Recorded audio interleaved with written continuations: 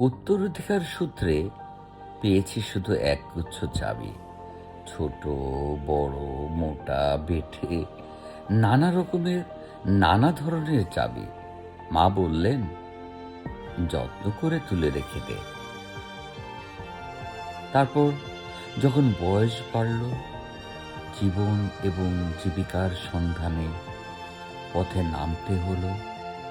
পকেটে সম্বল শুধু সেই একগুচ্ছ চাবি। ছোট, বড়, মোটা, বেঁটে, নানা রকমের, নানা ধরনের চাবি।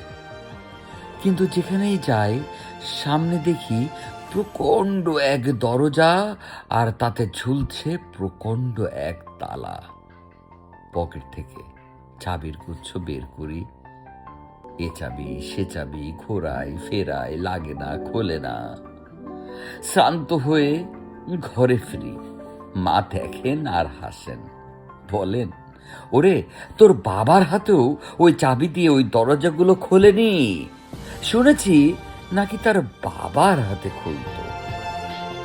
আসল কথা কি জানিস? এসব চাবি হলো সততা, সত্যের, যুক্তির, নিষ্ঠার।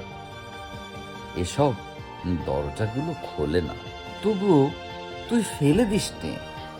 তুই যখন চলে যাবি, তোর সন্তানদের হাতে দিয়ে যাস এসব চাবির গুচ্ছ। হয়তো তাদের হাতে, হয়তো কেন, নিশ্চয় তাদের হাতে একদিন ওই সব সততার, সত্যের, যুক্তির, নিষ্ঠার চাবি দিয়ে জীবনের বন্ধ দরজাগুলো খুলে যাবে, খুলে যাবেই।